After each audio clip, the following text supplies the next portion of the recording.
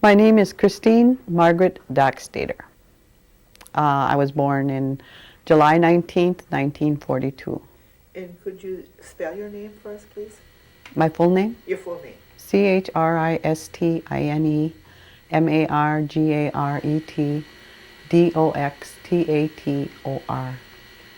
could you give me the name of your parents? My parents were Margaret and Gus Korn. And your grandparents? On both sides, if you can remember who they were? My grandparents on my mother's side was Jones and Christine Hill. I didn't know my grandfather on my father's side. My grandmother's name was, I forgot her name. On your mother's side, the Christine Hill, do you remember what her maiden name was? Did you ever know her maiden name? Ninham. She Her was a maiden Ninham? name was Ninham. Okay. Can you tell us a little bit about your grandparents that you remember? If they ever told, your mother ever told you, but did they go off to school anywhere, or what your grandfather did? I know a little bit. Well, what my mother told me was my grandmother, Christine, came here from New York. And her mother's name was Elizabeth.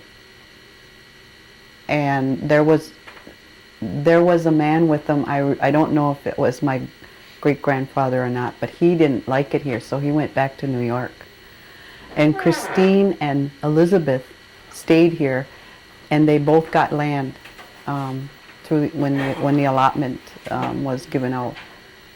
The land they got was where Festival Foods is right now, and Walmart. That was there. They had 40-some acres there. My grandfather was, I don't know what he did. I think he just farmed. And he had land over on 29 where the Peterson property is right now. Or that Peterson property we purchased. That was his property. Is that where the car place is? Yeah. The auto shop? Right. SNL. Mm-hmm. So that was your grandfather's property? Right. Mm-hmm.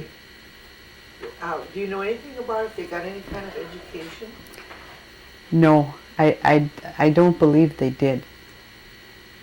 Because my mother said my grandfather couldn't count or read, but he could still figure out, like money or things like that. But I don't know if my grandmother ever was educated or not. Did your grandfather, Jonas, did he farm then? Yes, he was. That was his main thing, I guess, farming, and then he'd go and build homes. Oh. He'd get hired out to build buildings and homes and things. So he was in the construction business as well. Okay. Now, but about your mother and your father, do you remember much about them? I was born at the Kashina Hospital in Kashina, Wisconsin, and I was on the Menominee rolls for all the way until I was about 25, and then I switched my enrollment to Oneida. But we lived up there till I was about 4 years old, and then we moved back to Oneida. And we lived with my grandfather. By then my grandmother was dead, and we lived with my grandfather, and he lived just a little ways from where our homestead was, my mother's homestead. Did you know what your grandmother died from? I think it was heart failure. Did your mother go to school anywhere? She went to, what's that? It's in Wisconsin here. Toma? Toma. She went there up to the 5th grade, and that was her schooling. In fact, she, apparently, the train used to come and pick the kids up in the fall or whenever. And she got on the train and she hid. And they couldn't find her for like 3 days, and then they finally located where she was. She went along with her sister. And I think she was 6 or 7 when she left. And they left her there. They didn't she liked it so much. She was the youngest kid at that school at that time, and they liked her and she liked it, so she stayed there. They didn't. She didn't come home for no. summers or anything? Yeah, they came home for summers, but she went there, I think 1 or 2 years, and then apparently she went here, where I think it was here on this property, wherever the school was at that time. The mission school. Right. And, where did they catch the train at? Right up across from Beavers. Right in Oneida? Yes, right in Oneida. There was a train station there. Okay. Yeah. All right. And that was the extent of her education then, was the 5th grade? Right. Okay, let's talk a little bit about your family now. You have children? I have 4 children. Your names, please? Donald, Brian, Carla, and Bruce. And do they all reside here? 3 of them reside here. Donald resides in Kansas. Oh, okay. And then could you tell me a little bit about yourself, or when you were married? I was married in, I think it was 1963, to Donald Doxtator. That's Melinda and Clifford's son. And we lived here, you know, the whole time. Made our home here. We got a piece of land across from Norbert and Caroline, and that's tribal land, and that's where we built our home. And where do you live now? I live closer to Oneida, right across from Jamie and Gloria, You live on across from the old Lutheran Mormon church, yeah, on County U? on County U. Okay. And that's kind of like in the village of Oneida. Actually, it's in Hobart. It's in Hobart. hmm Oh, it's not- The line splits the counties, and I'm on the Hobart side. Oh, okay. Okay, and do you have any sisters and brothers? I have, actually, my mother had 11 children. 11? And what's left now is Yvonne Skenador, Kenneth Hill, and John Hill. Did you have any other brothers and sisters Um, besides them? There was Betty, Stormy, and Joe that I remember. The others probably died early or when they were younger or something. But Did your mother speak the Oneida language? yes, And your Fluently. grandparents on your mother's side? yes. Did you learn the Oneida language? No, I didn't. No. Did she ever tell you why she wasn't teaching you the Oneida language? They just, I don't know. They never encouraged us to speak Oneida, yet they spoke it in the home. But I guess, I don't know, maybe we didn't pay attention because my brother, he understands it, but he doesn't speak it real well. And your mother worked in the community, and what did she do? She, for years, she worked cleaning homes, cleaning offices. And she used to get on the bus with Melissa and all those ladies that used to catch the bus in Oneida and go to town. And, you know, they'd come home on the bus that night. Town, you mean Green Bay? They'd go to Green Bay, yeah, and I guess work for cleaning. She did that for years. And then she worked in a nursing home for several years before she retired. Grand Care, I believe it was. She worked in the laundry there. She had a lot of jobs, I think, during when she was, you know, raising us. Then after she retired, what did she do? After she retired, she just stayed home and visited a lot. Wasn't she active in the elderly She was, program? yes, she did have that, I guess she was the building manager at the Uncoa, when they first started Uncoa, the Orca board they called it. She worked there that was where she worked before she retired. She had that job last. Could you tell us a little bit about the Uncoa board? What they did? I guess they formed, I forget what year that was they formed. I think it was in the 80s. They formed the elderly, an elderly group, Oneida Reservation Commission on Aging, they were called. And they got the building over there for their meetings and their activities, whatever.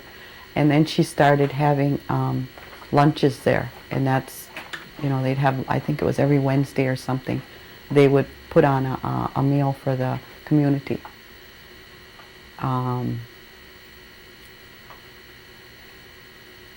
And then she was involved in the activities, arts and crafts and things to keep the building, you know, occupied and busy or whatever. Was this Encore Board, was that an arm of the Oneida Tribe then? Yes, The I believe it Oneida was. Tribal Government? I think it was created, you know, created by the government. So she was a very busy lady. Yeah, she was. Okay. Did she ever talk to you about any kind of herbs that she used? I know we used to go pick like milkweed and pig, I forget what it was called, some kind of name with Pigweed. pigweed. And asparagus. I mean, we just did that, you know, automatically every year we'd go Those pick. were like for vegetables Right. and all that stuff? Mm-hmm. But I don't remember about any herbs. Okay. Do you know if they, in her family, did they ever do anything like with maple syrup or anything like that? I know they used to go and help with the maple syrup, you know, tapping trees and that. But The harvest? yeah, they were, I guess everybody went those days, they'd go and help, you know, process it or whatever. Do you remember any of the holidays that you spent? Or any that stands out to you that you celebrated? Well, I guess we celebrated all the normal holidays. When we were kids, I remember the 4th of July seemed like a big holiday here in the community. The VFW would, you know, get involved and there'd be a parade. A lot of activities included the baseball. We'd go to baseball games like on Sundays, right after church. And most of the usual holidays, Christmas and Thanksgiving, you know, we celebrated just about everything. Were these baseball games, were those Oneidas that played the baseball? Mm-hmm. Yeah, they were all Oneidas. My brother was a pitcher, Stormy. And at one point, they were looking at him, the scouts, I guess they call them, were here, looking at him because he was a real good pitcher. But he didn't go anywhere? No. What about Christmas time? What did you do at Christmas? Christmas, we did the normal thing. I guess we'd go and get a tree and trim the trees, and we'd make trimmings. A lot of times we made trimmings for the tree because we didn't have, you know, all that tinsel and stuff. Do you remember what you made the trimmings out of? Just colored paper. And pine cones, we'd go out and pick pine cones and put them on a tree. Did your mother ever tell you about any kind of herbs that she used for medicines? I think she was afraid of medicines because she told me one time that, I don't know if you remember, Grandma Webster, we used to call her. I think her name was Celinda Webster. Oh, okay. She used to come to the house a lot when my mother was young, and she used a lot of these medicines and herbs. And my mother always thought she was a witch because she could mix up things and cure you, or not cure you, or whatever. So I think maybe she didn't want to use those herbs, or she knew about them, but she didn't want to use them. or She medicines. didn't want to be a witch. Yeah, maybe. But did you go to any church when you were small? Or did your family belong to a church? Holy Apostles was our church. We grew up and went through catechism, or not catechism, got confirmed and was here during Father Christian's reign. And, you know, everything, we did everything here. This was is our church. It still is. Do you, could you tell us a little bit about what you're doing now? As far as, Do you work? Lois, why don't you start when she, like out of high school, then kind of jobs and go progression? oh, route. okay, Okay. sure. I graduated from high school, from Green Bay. And then for years I worked at Larson's Canning, because when I graduated, I was too young to get any other jobs. I graduated early, before I turned 18. And then, so I did cleaning until I turned 18, and then I went to work for Larson's. And I think I worked there for 20 years off and on, through the canning season, and later on I would work in the wintertime too, so it almost turned into full-time. Then I got married and we moved to a little town called Waldo. For about, I would say 6 or 7 years we lived there. It's just out of Plymouth, Wisconsin. And when I lived in Waldo, I worked at the Sheboygan County Mental Hospital. And I got into kind of like nursing. I liked doing that type of work.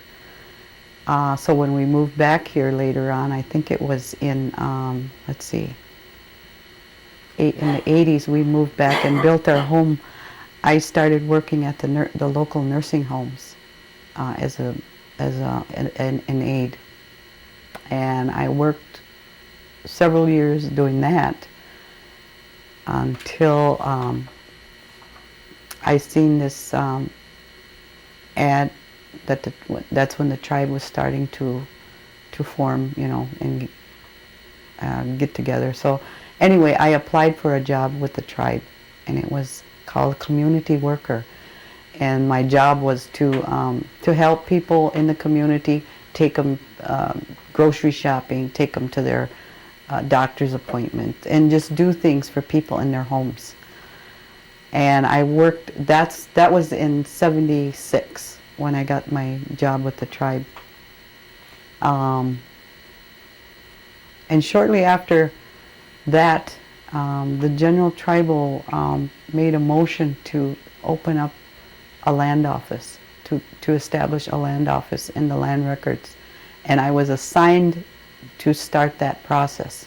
And that's how I got working with the land office, to set it up. And that was in 1976. 1977 is when the land office opened, and I've been there ever since. And it's been 26 years.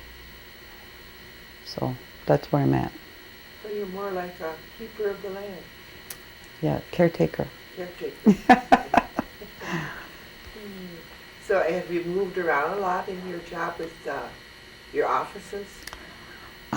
When I started out, it was just me, and I worked with the land committee at the time, and for years there was just me until the CETA program gave us positions to help out in the land office, in the research, title search, and secretarial and different things like that. So it started out with one position, and now there are 25 people working at the land office in different departments. And we've added, we've always kept the title search. We've added a register of deeds and a loan office. And of course the land acquisition is a big part of that. So. And where did you have your first offices at? My first office was at the Norbert Hill Center. And it was just a room. I had a desk and a chair in there, and that was it. And I didn't have a phone or anything. I'd have to run down to the main office every time they'd call me. So I was running, you know, a lot. Then we moved to the tribal building, and we were there for several years, set up after the business committee moved out of there. Where's the tribal building? Where was the tribal The building? tribal building is on Fish Creek Road and H. Was there another name for that area? Goosetown? No, Chicago. Chicago Corners, right. Oh yeah, okay. Chicago Corners. And from there then? Then from there we moved back to the Norbert Hill Center, and by then we had a few more people working for us, and I think there was 5 of us. We had 3 offices at the Norbert Hill Center for several years. And when the gaming started, the bingo and the gaming, everything was, just flourished. We needed more space. The tribe needed more building space for offices. We bought the building where the HRD is right now on Mason Street, and we moved over there for a couple years, our office with the development division. From there, they built the Little Bear facility, and we moved there. We were there for about 3 years, and then we moved to 470 Airport Road, where we are right now. I think that was in '93 when we moved there. How has your position developed over the years? What's your I started out as a land coordinator, and basically went to director of land, and that's my position now, director of land management.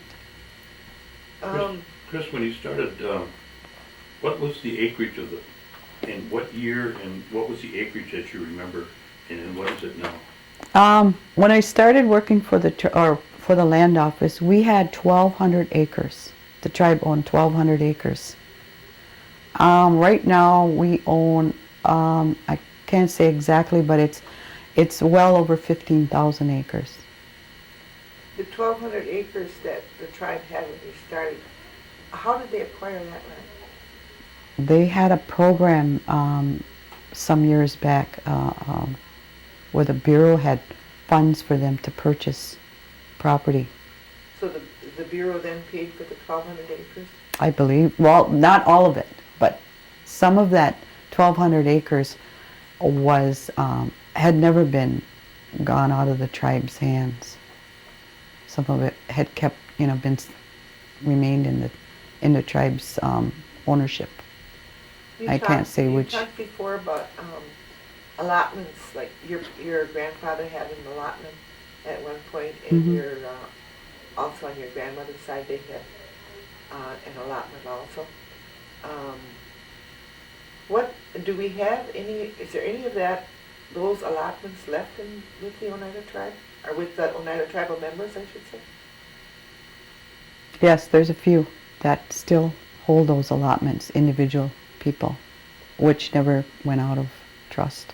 Do you know how many of those we have that are left?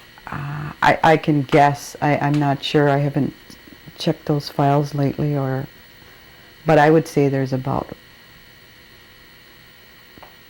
400 to 500 acres that are held. Do you know what the original allotments were, the acreage for the original allotments? You mean for the individuals? For the whole total, yes. Oh, the original reservation was 65,400 and some acres. It was all allotted. It was all allotted. Yes.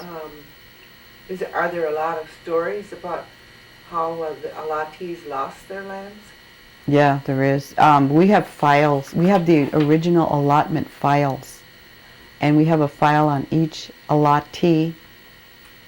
And some files have papers in them, others don't. But there are stories in those files about how those properties were transferred.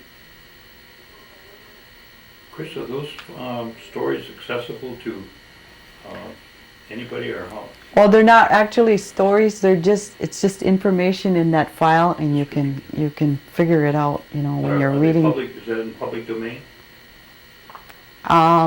Some of that is not accessible. But if we get requests, we can make copies of files if you're related, if you are related to that If you're a person. family member? Right. Where do you store those files? We store them right at our office. We have a fireproof vault, and they're stored there. And we worked several years to get them from the Bureau, because they were all at the Bureau in Ashland, Wisconsin. The Bureau is the Bureau of Indian Affairs. And You mentioned title search was a part of your program. right. What did that entail?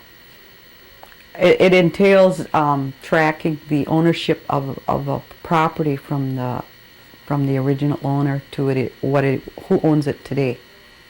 So those are all individual files, and you keep all of those files? Hmm. We have them all. Should be interesting. Hmm. Okay, let's see. What did I miss, guys? I don't know if she wants to talk more about her family and the growing up years, anything about that? We want to talk a little bit Raising the kids and, about your children. Not really. How many Hear that, kids? grandchildren do you have? I like to talk about my grandchildren. They're the ones. I have 11 grandchildren, and they range from 16 to 4. And I think there's 5 girls and 6 boys, and they're my pride and joy. Do they all live near you? Only the 4 in Kansas. I have 2 boys and 2 girls in Kansas that live with their father there, but the rest are all nearby and very close. Do you get to see the ones in Kansas very Yes, often? I do. They're coming out for the powwow this year, and I just seen 2 of them about a week ago. They were all here, so I'm very close to them. Are they the oldest ones, the ones in Kansas? No, they're not. No? The oldest one actually is coming home this week. She went to Flandreau this year. Her name is Rhea, and she'll be home this week. I guess she's going to go back there and finish school there. Could you tell us what your children are doing now? Donald, he's the oldest. He is working in Kansas on the Kickapoo Reservation in mechanics. He's working in a garage mechanic, whatever. Brian is on the business committee here. He's a council member. Carla works at the casino. She's a pit boss. And Bruce works in construction with the A-team. With the council member now, is that a part of the tribal government then? Yes. Chris, could you tell us a little bit about your granddaughters going to Flandreau, and what Flandreau is? Flandreau is an Indian high school in Flandreau, North Dakota. The curriculum there, I guess, is just like any other high school. I mean, they get credits for just about everything that a normal, outside high school would do. My oldest son also graduated from Flandreau. But this granddaughter was going to Pulaski High School, and she felt that she could do better at the Indian school, so she decided herself to go there. No one talked her into it. The bus picks them up in September. They come here, and then they go to Kashina and all the way up to the other tribes that are up north. And they just kind of make a circle. So you don't have to do anything with the transportation? No. They also bring them home, and for Christmas they come home, and then at the end of the school year they bus them home. Who operates this school? You call it a government school. Who operates it? I believe the tribe does. I'm not sure. I was there visiting once, and I didn't. You mean the No, tribe? the government. The government. It's a government school. Would it be the Bureau of Indian Affairs? I believe so. I'm really not sure. I think it is the Bureau. I do too, because there aren't many Indian schools left anymore out there. So their curriculum then is a lot like the regular high school. Right. It's a campus type setting. Very nice. It's old, but I mean it's a very beautiful campus setting. And they stay right on the school grounds then? Right. for They the school stay year? on, yeah, they stay on the grounds. They go to school there. The Flandreau, the town is maybe 2 miles away, so it's out in the country. Would you say it's kind of like on the order when the campus, like when you go off to college, you stay right there on the Yeah, I campus believe. ground? Yeah, I believe it Similar is. to that? It's similar to that. They have housing right on campus. I believe some of the teachers must live there. I noticed they had a track, and they have an area where they burn. They must have fires at night or something where they burn. Do they go further than high school, or does it end at It high ends school? at high school. Yeah, 12th grade. Do you know if there are any other government schools that go beyond the 12th grade? The only one I know of right now is Haskell. That's going to college? Yeah, isn't that a junior college, or maybe it's more than a, yeah, Similar. right. I don't know of any other Indian schools anymore. Okay, that well, go let's beyond. get back to your position at the land office. Could you tell us what the goal of the land office is? The goal of the Division of Land Management is to acquire the 65,000 acres within the reservation back, Do you to reacquire it, I guess. do you see when that would be happening? We have a thing called the 2020 plan, and by the year 2020, we are supposed to, in our goal, in our projections, own 51% of the reservation properties. 51%? Right. Okay, what is the percentage that you own today then? I believe it's about 10%, 10 to 15%. And you said you have an open house at the land office. Do you have that every year? And what does it do for the community? This is our 8th annual open house, and we started out just putting out information to the community, inviting them in, and updating all our information that we have. Also, anyone else in the tribal departments can come in and set up displays and give out information to the community. And it's basically, we serve food, and we have raffles and games and rummage if there's anything available. And we raise this. The funds that we use are not from the program. We put up our own funds, and we have an incentive committee that coordinates this, and the funds that we raise goes back to the employees for a employee Christmas or banquet or recognition, that type of thing. So they pay for their own recognition. Right. What they put in it, they get out at the end. What do you think about the elderly program that they have in Oneida? I think the elderly program is one of the finest that we have here in Oneida. I mean, Oneida has one of the best elderly programs. I've been to other tribes, and I've traveled to other reservations, and I think that Oneida is way above any of the others in their programs and their services to their people. And I think the elderly here are very, I think we're doing really good for the elders. And what about the other programs for the tribe? I believe that the education program is wonderful. I think we're doing the best we can in housing.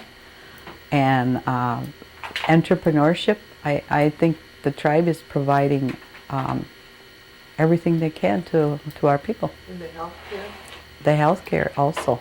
That is also a big plus.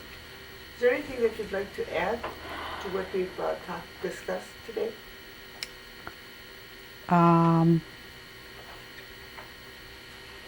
don't know. I think if this is going to be seen by younger people, they should get their education and really, try to get their education and support their tribe. Okay, well, I'd like to thank you, Chris, and enjoyed listening to you.